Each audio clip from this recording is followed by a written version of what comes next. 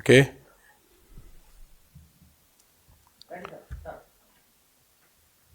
అందరికీ నమస్కారం. అస్సలాము అలైకుం. ముందుగా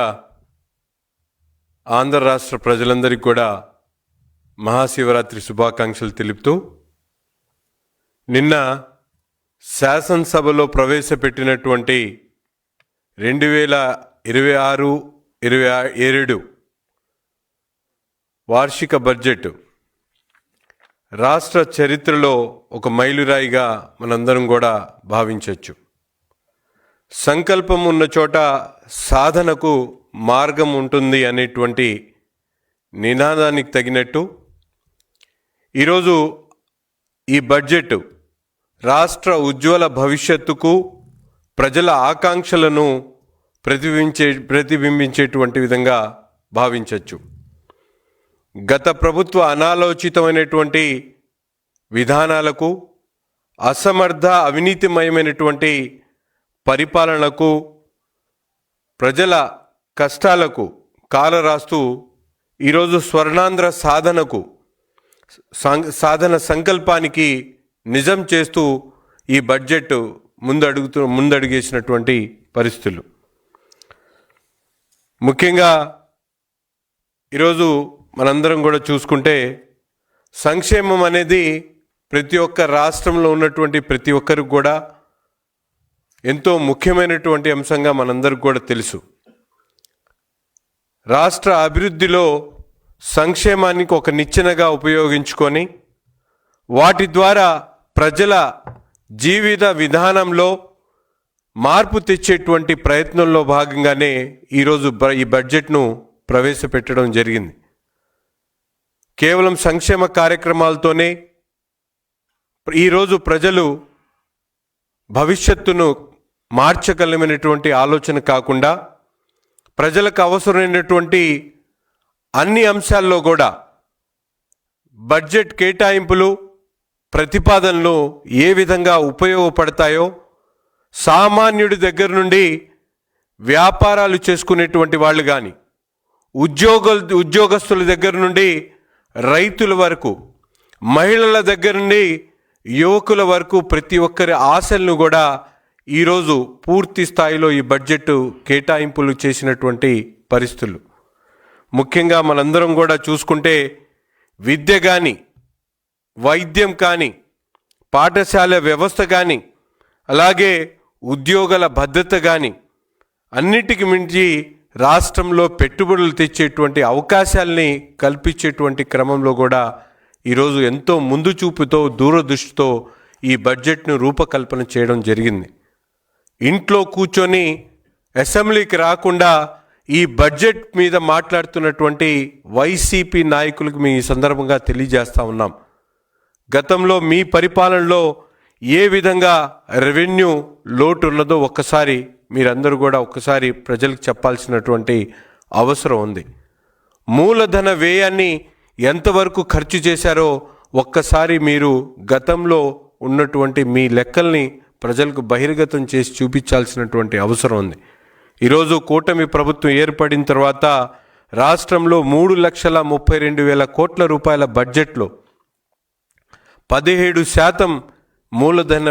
వ్యయాన్ని ఈరోజు ఖర్చు పెడుతున్నటువంటి పరిస్థితులు ఉన్నాయి. దాదాపు 56,000 కోట్ల రూపాయలు ఈరోజు మూలధన వ్యయం కోసం ఖర్చు పెడుతున్నటువంటి పరిస్థితులు. కానీ గతంలో ఉన్నటువంటి రెవెన్యూ లోటుని పూర్తిగా ఈరోజు తగ్గించేటువంటి ఆలోచన కానీ, ముఖ్యంగా రాష్ట్రంలో ఒక పక్కన మనందరికి కూడా చూసుకోవచ్చు, మున్సిపల్కి సంబంధించినటువంటి కేటాయింపులు, అర్బన్ డెవలప్మెంట్ కోసం కానీ, ఏదైనా మున్సిపల్ శాఖకు సంబంధించి కేటాయింపులు, ముఖ్యంగా గతంలో ఎప్పుడూ లేనటువంటి విధంగా అమృత్ 2.0 కింద పట్టణ స్థానిక సంస్థల్లో 117 ప్రాజెక్టులకు ఈరోజు శ్రీకారం చుడుతూ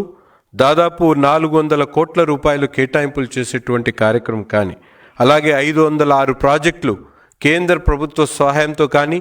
అలాగే అర్బన్ ఇన్ఫ్రాస్ట్రక్చర్ డెవలప్మెంట్ బ్యాంక్ సహకారంతో కానీ, ఏఐబి సహకారంతో కానీ దాదాపు ఈరోజు అనేక కార్పొరేషన్లకు మహర్దశ పెట్టేటువంటి కార్యక్రమం కానీ, ఈరోజు అంతేకాకుండా గతంలో అన్నా క్యాంటీన్లు కూడా మూసివేసినటువంటి పరిస్థితులు ఉంటే ఈరోజు మన ప్రభుత్వం, ఈ కూటమి ప్రభుత్వం ఏర్పడిన తర్వాత ఉన్నటువంటి 204 అన్నా క్యాంటీన్లే కాకుండా రాష్ట్రంలో ఏ పేదవాడికి కూడా ఆకలి తీర్చకుండా ఉండకూడదనేటువంటి ఆలోచనతో ఈరోజు 275 అన్నా క్యాంటీన్లు పెంచేటువంటి కార్యక్రమం కానీ, ఎన్టీఆర్ నగర్స్ పేరుతో 25 లక్షల మందికి ఇళ్ల పట్టాలు కానీ ఇళ్ళు కేటాయించేటువంటి కార్యక్రమం కానీ, అంతేకాకుండా ముఖ్యంగా మనందరం కూడా తీసుకుంటే పాఠశాల విద్యకు సంబంధించి కేటాయింపులు చేయడం కాకుండా ప్రతి ఒక్క పిల్లవాడి కూడా చదువుకోవాలనేటువంటి ఆలోచనతో ఇంట్లో ఉన్నటువంటి ప్రతి పేదవాడికి ప్రతి పిల్లవాడికి కూడా 15,000 ఇచ్చేటువంటి తల్లికి వందనం కార్యక్రమానికి 9,668 కోట్లు కేటాయించేటువంటి కార్యక్రమం కానీ, ముఖ్యంగా ఈరోజు నైపుణ్యం ద్వారానే ఉద్యోగ కల్పన జరుగుతుందనేటువంటి ఆలోచన ఉన్నటువంటి ప్రభుత్వం స్కిల్ డెవలప్మెంట్ కోసం 1,232 కోట్ల రూపాయల కేటాయింపులు కానీ, యువత అలాగే క్రీడల కోసం దాదాపు 438 కోట్ల కేటాయింపుల దగ్గర నుండి అనేక విషయాల్లో గతంలో లంచాలు కానీ, వనరుల దోపిడీ కానీ, దూరదృష్టి లేనటువంటి పరిపాలన వల్ల నష్టపోయినటువంటి ఈ రాష్ట్రంలో పెట్టుబడులు పెట్టడానికి వచ్చేటువంటి పరిస్థితి లేకపోతే ఈరోజు స్పీడ్ ఆఫ్ డూయింగ్ బిజినెస్ పేరుతో వేల కోట్ల రూపాయల పెట్టుబడులను ఆకర్షించేటువంటి క్రమంలో దాదాపు ఇప్పటికే 13 లక్షల కోట్ల రూపాయల పెట్టుబడులు, గూగుల్ లాంటి పెద్ద పెద్ద సంస్థలు దేశంలో వచ్చేటువంటి పెట్టుబడుల్లో 25% పెట్టుబడులు మన ఆంధ్ర రాష్ట్రంలో పెట్టేటువంటి విధంగా ఈరోజు వ్యాపారాల కోసం అవకాశం కల్పిస్తూ ఉద్యోగ కల్పన కోసం అనేక రకాలుగా ఈరోజు ఈ బడ్జెట్లో కోట్ల రూపాయలు కేటాయించినటువంటి పరిస్థితులు కానీ, రహదారులు మన చరిత్రకు చిహ్నంగా ఉన్నటువంటి రహదారులు ఈరోజు గత ప్రభుత్వంలో గత వైసీపీ పరిపాలనలో ఒక్క గుంత కూడా పూడ్చలేనటువంటి ఒక తట్ట మట్టి కూడా వెళ్ళినటువంటి పరిస్థితులు ఉంటే గత సంవత్సరంలో 800 కోట్లు కేటాయించినటువంటి ఈ రహదారులకు ఈరోజు దాదాపు మన ప్రభుత్వంలో రాబోయేటువంటి సంవత్సరంలో దాదాపు రహదారుల కోసం 6,039 కిలోమీటర్లు ఏర్పాటు చేసేటువంటి కార్యక్రమాన్ని ప్రారంభిస్తూ 2,499 కోట్ల కేటాయింపు చేయడం జరిగింది. అంతేకాకుండా ముఖ్యంగా ఈరోజు మనందరం కూడా చూసుకుంటే రాష్ట్రంలో న్యాయ వ్యవస్థను మరింత బలోపేతం చేసేటువంటి విధంగా రాష్ట్రంలో న్యాయ వ్యవస్థ కోసం దాదాపు 100 కోట్ల రూపాయల కేటాయింపు చేస్తూ ఈరోజు కోర్టులు దాదాపు 349 కోట్ల రూపాయలు కేటాయిస్తూ 100 కొత్త కోర్టు భవనాలను ఏర్పాటు చేసేటువంటి కార్యక్రమం కానీ, అగ్నిమాపక సేవలు ఏదైతే గతంలో పూర్తిగా నిర్లక్ష్యానికి గురైనటువంటి అగ్నిమాపక సేవల కోసం కొత్త 17 కేంద్రాలను ఏర్పాటు చేసి వాటి కోసం కూడా ఈరోజు కేటాయింపులు చేసినటువంటి పరిస్థితులు కానీ, గత ప్రభుత్వంలో మనందరం కూడా చూసాం అధిక వడ్డీలకు తీసుకొని వచ్చి రాష్ట్రంలో ఉన్నటువంటి కోట్ల రూపాయల ఆదాయాన్ని పూర్తిగా వడ్డీల రూపేణ ఈ గత ప్రభుత్వం పూర్తిగా ఇచ్చేసినటువంటి పరిస్థితులు 12.3% వడ్డీకి రుణాలు తీసుకొని వచ్చి రాష్ట్ర ఆదాయాన్ని పూర్తిగా గుల్లా చేసినటువంటి పరిస్థితులు ఉంటే ఈరోజు వాటిని డెత్ స్వాపింగ్ పేరుతో దాదాపు 1 వాటన్ని కూడా తగ్గించేటువంటి కార్యక్రమం కేవలం 1,658 కోట్ల రూపాయల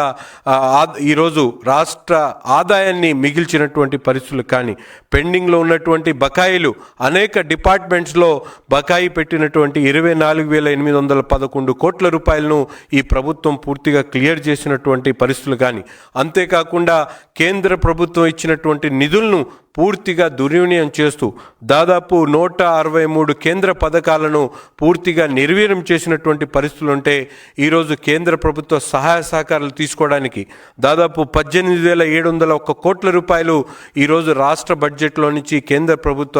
గత ప్రభుత్వం చేసినటువంటి నిర్వాకానికి కట్టి మరొకసారి 85 పథకాలని ఈరోజు మనం తీసుకుని వచ్చినటువంటి కార్యక్రమాలు కానీ, అంతేకాకుండా ప్రధానమంత్రి ఈరోజు మైనారిటీల సంక్షేమం గురించి మేమందరం కూడా ఎంతో గొప్పగా చెప్పుకోవాల్సినటువంటి అవసరం ఉంది. గత ప్రభుత్వంలో పోయిన సంవత్సరం మనం కేటాయించినటువంటి 5,434 కోట్ల నుంచి ఈసారి ఈ ప్రభుత్వంలో మైనారిటీ సంక్షేమానికి మరింత పెద్దపీట వేస్తూ 6,090 కోట్ల రూపాయలు కేటాయించడమే కాకుండా హజ్కి వెళ్ళేటువంటి ప్రభుత్వ హజ్ యాత్రకి వెళ్ళేటువంటి ప్రతి ఒక్క హాజీకి కూడా ₹1,00,000 ఇచ్చేటువంటి కార్యక్రమం దగ్గర నుండి ముఖ్యంగా ప్రధానమంత్రి జన్ వికాస్ యోజన ద్వారా ద్వారా రాష్ట్రంలో ఉన్నటువంటి మైనారిటీల సంక్షేమానికి కేంద్ర ప్రభుత్వం ఇచ్చేటువంటి ప్రతి ఒక్క రూపాయిని కూడా వినియోగించుకోవాలనేటువంటి ఆలోచనతో ఇప్పటికే 300 కోట్ల రూపాయల శాంక్షన్స్ని ఇచ్చేటువంటి కార్యక్రమం కానీ, గతంలో పెండింగ్ పెట్టి వెళ్ళిపోయినటువంటి మౌజన్ ఇమాంల వేతనాలు ఏదైతే ఉన్నాయో వాటికి గత సంవత్సరంలో 180 కోట్లు ఇవ్వడమే కాకుండా రాబోయేటువంటి సంవత్సర కాలంలో 90 కోట్ల రూపాయల బడ్జెట్ను పెట్టేటువంటి ఈరోజు ప్రతిపాదనలు పెట్టుకోవడం కానీ, ముఖ్యంగా మరొక అతి ముఖ్యమైనటువంటి అంశం మైనారిటీల పిల్లలకు ఉన్నత విద్య అందించాలనేటువంటి ఆలోచనతో ఏదైతే భవిష్యత్తుకు సంబంధించి వారి జీవిత స్థితిగతులను మార్చాలనేటువంటి ఆలోచనతో ఈరోజు కాంపిటేటివ్ ఎగ్జామ్స్లో ప్రిపేర్ అయ్యేటువంటి ప్రతి ఒక్క మైనారిటీ స్టూడెంట్కి కూడా అవసరమైనటువంటి కోచింగ్ ఇప్పించడానికి 3.97 కోట్ల రూపాయల కేటాయింపులు కానీ, అలాగే ఉర్దూకి ఒక సెకండరీ లాంగ్వేజ్ హోదా ఇచ్చి మర్చిపోయినటువంటి గత పాలకులైతే ఈరోజు ఉర్దూని పూర్తి స్థాయిలో అభివృద్ధి చేయాలి, ఉర్దూ పాఠశాలని అభివృద్ధి చేయాలి, ఉర్దూలో చదువుకుంటున్నటువంటి పిల్లలకు ఉద్యోగ కల్పాలను చేయించాలనేటువంటి ఆలోచనతో ఉర్దూకు సంబంధించి 7.83 కోట్ల రూపాయలు కేటాయించేటువంటి కార్యక్రమం కానీ, అంతేకాకుండా రాష్ట్రంలో ఉన్నటువంటి మైనారిటీలు ఆలోచిస్తున్నటువంటి ఉర్దూ ఘర్ కానీ, ఉర్దూ లైబ్రరీస్ కానీ వాటికి సంబంధించి 2.85 కోట్ల రూపాయలు కేటాయించేటువంటి కార్యక్రమం కానీ, ఈ విధంగా అనేక సంక్షేమ కార్యక్రమాల్లో మైనారిటీలకు పెద్దపీట వేస్తూ ఒక పక్కన తల్లికి వందనం కేటాయింపులు జరిగిన దాంట్లో ఇప్పటికే 15% మైనారిటీలకు కేటాయిస్తున్నటువంటి కార్యక్రమం కానీ, అది సామాజిక పెన్షన్స్లో మైనారిటీలకు పెద్దపీట వేసేటువంటి కార్యక్రమం కానీ, క్రిస్టియన్ మైనారిటీలకు సంబంధించినటువంటి ఆర్థిక భరోసా కల్పించేటువంటి కార్యక్రమాని కోసం 20 కోట్లు కేటాయించడం కానీ, ముఖ్యంగా ఈరోజు అనేక విధాలుగా ఈరోజు రాష్ట్రంలో మనందరం కూడా చూస్తూ ఉన్నాం. విద్యుత్ రంగం గత పాలకుల నిర్లక్ష్యం వల్ల, అనాలోచితమైనటువంటి ఆలోచనల వల్ల మనందరం కూడా ట్రూ అప్ ఛార్జీల పేరుతో నడ్డి విరిచేటువంటి కార్యక్రమం చేస్తే ఈ ప్రభుత్వం సమర్థవంతమైనటువంటి నాయకుడు చంద్రబాబు నాయుడు గారి ఆలోచన విధానంతో ఏదైతే ఈ ఎనర్జీ సెక్టార్కి సంబంధించి కేటాయింపులు చేయడమే కాకుండా, ముఖ్యంగా ట్రూ డౌన్ పేరుతో గతంలో ఎప్పుడు లేనటువంటి విధంగా రాష్ట్ర చరిత్రలోనే కాదు దేశ చరిత్రలో ఎప్పుడు లేనటువంటి విధంగా ట్రూ డౌన్ పేరుతో ఈరోజు 13 పైసలు ఛార్జీలు తగ్గించేటువంటి కార్యక్రమంతో పాటు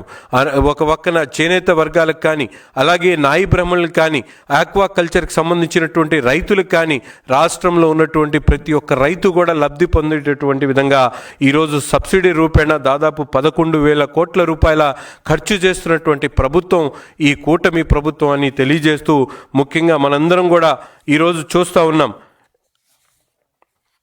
మనం ఎంచుకున్నటువంటి మార్గాల ద్వారానే రేపటి భవిష్యత్తు నిర్ణయించగలుగుతాం అనేటువంటి ఆలోచనతో ఈ ప్రభుత్వం ఈరోజు అనేక విధాలుగా ప్రభుత్వం రాష్ట్ర అభివృద్ధి కోసం, ముఖ్యంగా రాష్ట్రంలో ఉన్నటువంటి అమరావతి ప్రాంతం రాష్ట్ర రాజధానిగా ముందుకు సాగేటువంటి విధంగా దాదాపు 56,000 కోట్ల రూపాయల పనులకు 56,000 కోట్ల రూపాయలతో ఈరోజు దాదాపు 96 పనులకు శ్రీకారం చుట్టి రాష్ట్ర రాజధాని ఇంటర్నేషనల్ స్థాయికి ఈ రాజధానిని పెంపొందించేటువంటి విధంగా కానీ, పోలవరం అనేటువంటి ఒక సంజీవని ఈరోజు పూర్తిగా నిర్మించేటువంటి దిశగా ఈరోజు ప్రభుత్వం ముందుకు సాగుతూ ఉంది. అభివృద్ధి ఒక ఆలోచన, సంక్షేమం ఒక కార్యక్రమంగా ఈరోజు రాష్ట్రంలో ఉన్నటువంటి ప్రతి ఒక్క పేదవాడి కూడా ఈరోజు సంతోషంగా ఉండేటువంటి విధంగా ఈ రాష్ట్ర బడ్జెట్ సంకల్పం ముందుకు సాగుతుందని చెప్పి ఈ సందర్భంగా తెలియజేస్తా ఉన్నా.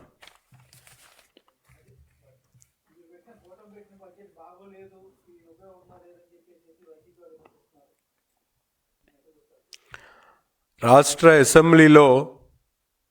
బడ్జెట్ ప్రకటన జరుగుతూ ఉంటే అసెంబ్లీకి రాకుండా కేవలం మైకులు పెట్టుకొని తమకు సంబంధించినటువంటి మీడియా ముందు వైసీపీ మాట్లాడడం చాలా విడ్డూరంగా ఉంది. ఎందుకంటే మనందరం కూడా చూసాం గతంలో వీళ్ళు ఏ విధమైనటువంటి ఆలోచనతో పనిచేశారో. వనరుల దోపిడీ దగ్గర నుండి కాంట్రాక్టులకు ఇచ్చేటువంటి నిధులు, వాళ్ళకి ఇచ్చేటువంటి డబ్బుల దగ్గర నుండి ప్రతి ఒక్కటి కూడా మైనారిటీల సంక్షేమం కోసం ఆనాడు వాళ్ళు చెప్పినటువంటి వాగ్దానం ఏదైతే ముఖ్యంగా తల్లికి మౌజన్ ఇమాంకి ఇవ్వాల్సినటువంటి డబ్బులు కూడా పెండింగ్ పెట్టి వెళ్తే ఈ ప్రభుత్వంలో వాటిని పూర్తిగా కూటమి ప్రభుత్వం ఏర్పడిన తర్వాత 90 కోట్లు ఇచ్చి వాళ్ళని ఆదుకున్నటువంటి పరిస్థితులు కానీ ఇవన్నీ కూడా గత ప్రభుత్వంలో జగన్మోహన్ రెడ్డి గారి అనాలోచిత విధానాలతో రాష్ట్రం రెవెన్యూ లోటు ఏ విధంగా ఉందో మనందరం కూడా చూసాం. అలాగే పెట్టుబడి మూలధన వ్యయం ఏ విధంగా చేశారో కేవలం 7% మాత్రమే మూలధన వ్యయంని ఖర్చు పెట్టినటువంటి పరిస్థితులు ఉన్నాయి. ఈరోజు ఈ కూటమి ప్రభుత్వం ఏర్పడినటువంటి 20 నెలల కాలంలోనే ఈరోజు 17% మూలధన వ్యయాన్ని ఖర్చు పెడుతూ రాష్ట్రంలో రోడ్లు కానీ అలాగే స్కూల్ బిల్డింగ్స్ కానీ అనేక విధాలుగా అభివృద్ధి కార్యక్రమాలు చేస్తున్నటువంటి పరిస్థితులు ఒక్కసారి మనందరం కూడా ఆలోచించుకోవాలి. Thank you. నమస్కారం.